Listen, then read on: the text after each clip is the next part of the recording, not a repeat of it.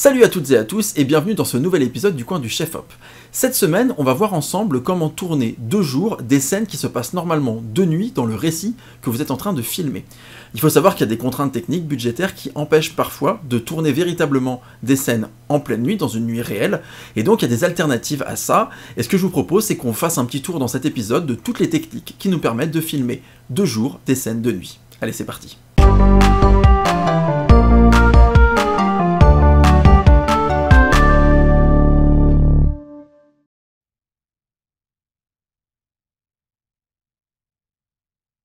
Alors avant de plonger directement dans la technique, on va s'arrêter un instant pour parler de la nuit dans les films.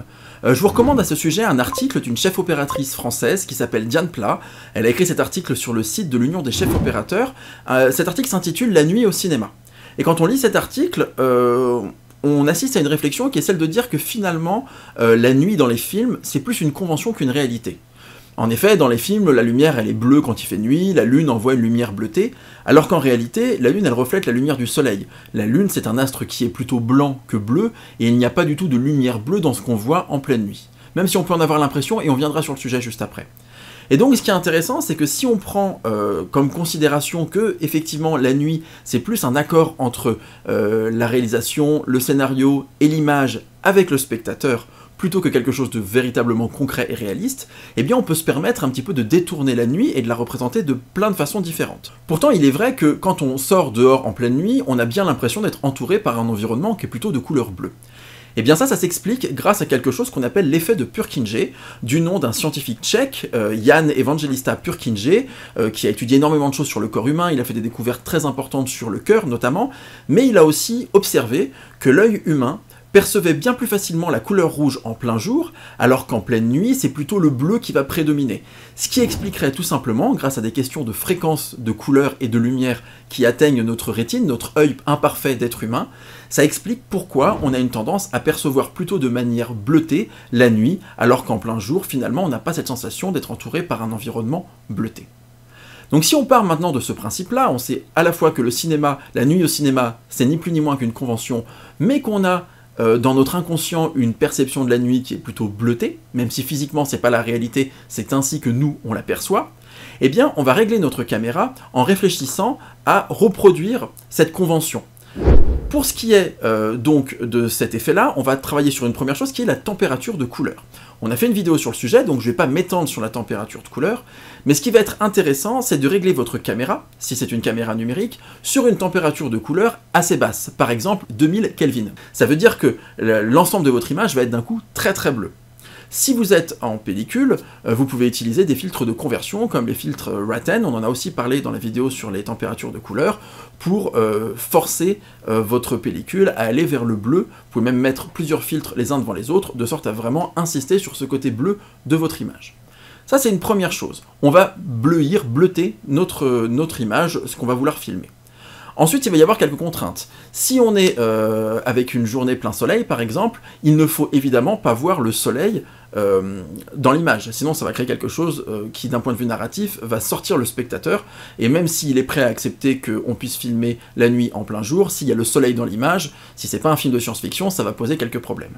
Donc l'idéal, souvent, ce qu'on va faire, c'est qu'on va filmer en mettant les comédiens dos au soleil, c'est-à-dire que nous, on va être face au soleil, en tout cas face à l'axe de la lumière, ça va permettre de découper un petit peu nos comédiens, ou ce qu'on filme, les sujets qu'on filme, et ça va aussi éviter que les ombres soient trop marquées.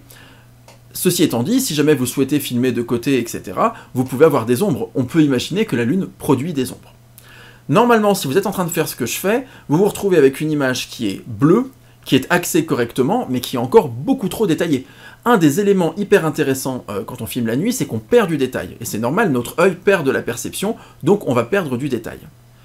Pour pouvoir réduire cet élément-là, on a plusieurs possibilités. 3 en réalité. Première possibilité, travailler sur le diaphragme de votre optique. On a fait aussi une vidéo sur le diaphragme. Si vous fermez votre diaph, peut-être à F8, F11, F16, F22, ça dépendra aussi de ce que vous avez envie d'avoir comme image, eh bien vous allez assombrir significativement votre image, ce qui fait qu'on va avoir quelque chose de bleu, on va avoir moins de détails parce que ce sera plus sombre, et on va avoir un début d'impression qu'on se trouve être en pleine nuit. Si vous ne souhaitez pas travailler sur le diaphragme, vous avez d'autres possibilités. Soit parce que le diaphragme, vous voulez le garder ouvert, soit parce qu'il n'y a pas assez de marge pour le rendre très très sombre, vous avez la possibilité de travailler sur l'obturateur. Alors on n'a pas fait encore de sujet de vidéo sur l'obturateur, ça viendra un jour ou l'autre. Vous pouvez réduire ce qu'on appelle les centièmes de seconde ou les millièmes de seconde. C'est facile à comprendre, hein. Un cinquantième de seconde c'est 2 fois plus lumineux qu'un centième de seconde, qui est lui-même 2 fois plus lumineux qu'un 200e de seconde par exemple. Donc vous pouvez réduire votre obturateur. Si vous êtes comme avec ma caméra en angle, c'est-à-dire en degré d'obturation et non pas en angle d'obturation et non pas en centième de seconde, à ce moment-là, par exemple, votre caméra, eh bien vous pouvez la mettre à 11 degrés par exemple, vous pouvez la mettre à 45 degrés ou à 90 degrés, vous réduisez en tout cas sa luminosité. Néanmoins, il faut savoir, et ça c'est un petit aparté, que l'obturation, si on la coupe trop, si on réduit trop l'obturation, on va commencer à avoir des mouvements qui vont avoir l'air d'être saccadés. Donc il ne faut pas non plus en abuser, parce que sinon vous risquez d'avoir des mouvements de personnages, notamment si vous avez des mouvements rapides, des courses, des choses comme ça, vous allez vous rendre compte que votre mouvement va être vraiment découpé. C'est ce qu'on utilise notamment pour filmer des scènes d'action, on va un petit peu accélérer au niveau de l'obturateur, on va passer, au lieu d'un cinquantième de seconde par exemple, vous allez passer à un centième ou un 200e, et ça va donner de la dynamique à votre image. Donc attention à l'obturateur, on ne peut pas en abuser complètement, et si vous allez par exemple à 11 degrés, comme ça peut être le cas sur ma caméra, vous risquez très très vite de vous retrouver dans une situation où vous ne pourrez plus, où le mouvement ne sera plus fluide, et vous allez sortir le spectateur de l'histoire d'une autre manière. Donc attention à ça. Parce qu'en fait, il y a une troisième solution qui me semble être la plus idéale, c'est qu'une fois que vous avez travaillé votre diaph sans modifier votre envie, votre souhait artistique, eh bien il reste la possibilité des filtres neutres. On a encore une fois fait une vidéo là-dessus. Si vous mettez des filtres neutres qui sont très forts, à ce moment-là, vous allez permettre à votre image de s'assombrir d'un coup, sans pour autant toucher au diaph ou à toucher à l'obturateur. Dans ces deux situations-là, ça va nous permettre véritablement d'obtenir quelque chose de sombre, que vous pouvez ensuite ajuster avec la sensibilité par exemple de votre caméra numérique ou de votre pellicule, et donc favoriser d'avoir la bonne exposition de lumière pour que ça ait l'air complètement réaliste. Il existe un dernier élément très intéressant pour pouvoir filmer des scènes de nuit en plein jour, mais juste avant ça, si c'est pas déjà fait, n'hésitez pas à liker cette vidéo, à la partager, à vous abonner à la chaîne. L'idée vraiment, c'est de sortir des vidéos le plus régulièrement possible, de vous permettre d'avoir accès à du contenu de qualité pour les personnes qui veulent faire de l'image, tout ça complètement gratuitement, et donc vraiment n'hésitez pas à partager cette communauté autour de vous, ça nous aide, et c'est vraiment un super moyen de nous encourager à continuer. Donc j'étais en train de vous parler d'un troisième élément très intéressant, c'est ce qu'on appelle les filtres polarisants. On n'en a pas vraiment parlé dans une vidéo, un sujet spécifique, on a déjà évoqué ça dans différentes vidéos. Le filtre polarisant, pour faire simple, c'est un filtre qui va prendre un peu tous les rayons de lumière qui viennent de toutes les directions, les faire passer dans le filtre pour les rendre parallèles, les envoyer de manière parallèle vers le capteur, vers la caméra. L'intérêt un des intérêts du filtre polarisant, il y en a plusieurs, ça va être du coup de donner un effet plus saturé aux couleurs. Typiquement, si vous mettez un filtre polarisant et que vous le tournez, parce qu'un filtre polarisant ça se règle en se tournant, vous allez avoir à un moment un ciel qui va être un petit peu plus saturé, un ciel bleu qui sera un petit peu plus dense. Et donc un ciel bleu un petit peu plus dense, quand on baisse la luminosité, eh bien ça va contribuer à ce côté un petit peu nocturne, une nuit noire, et ça c'est quelque chose qu'on a envie de reproduire pour, encore une fois, donner cet effet de nuit, même si on tourne en plein jour. Donc le filtre polarisant, hyper intéressant. Si je résume, ça veut dire que la première chose sur laquelle on va bosser, c'est la température de couleur. Soit par le réglage de votre caméra, soit en y installant des filtres de conversion de couleur. Deuxième élément, la luminosité. On peut le travailler par le diaphragme, par l'obturateur en faisant attention, et enfin en ajoutant des filtres neutres. Dernier élément, les filtres polarisants qui, grâce à leur capacité à donner des couleurs un petit peu plus saturées, va contribuer à rendre crédible notre image. Avant de conclure, je voulais simplement vous parler d'un autre projet qu'on a lancé tout récemment, qui s'appelle le Cinématographeur Store. L'adresse est cinématographeur.store.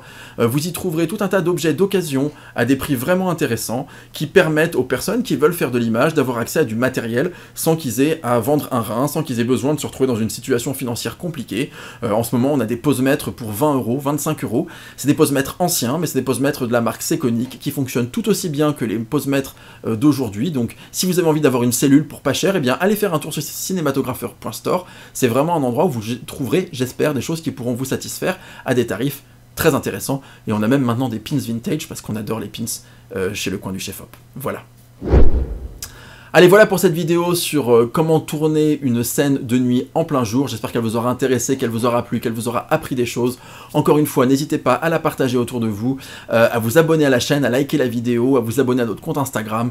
On a aussi un compte Patreon où des personnes nous soutiennent, elles nous donnent 2,50 € par mois et ça nous permet vraiment de continuer, de nous encourager à produire des contenus. Donc vraiment, merci à toutes ces personnes. Voilà, n'hésitez pas à partager encore cette communauté autour de vous, à nous faire vos retours, à nous envoyer vos questions. Bref, à échanger sur le sujet de l'image avec nous, c'est vraiment un sujet qui nous passionne et on a vraiment envie de continuer à avoir cette discussion avec vous, donc vraiment n'hésitez pas. D'ici là, je vous souhaite une excellente fin de journée. La dernière fois j'avais dit qu'on ferait un sujet sur la lumière, c'est pas le cas parce que les tournages font que l'organisation est un peu différente. Normalement la semaine prochaine je ferai un sujet sur la lumière qui sera enregistré en avance parce que je serai en tournage, mais si jamais c'est pas le cas, on fera ça la semaine d'après, comme d'habitude, on fait au mieux pour vous donner des contenus nouveaux et originaux chaque semaine. Voilà, donc après cette longue conclusion, je vous souhaite une excellente journée et je vous dis à très bientôt sur le coin du chef-op. Salut!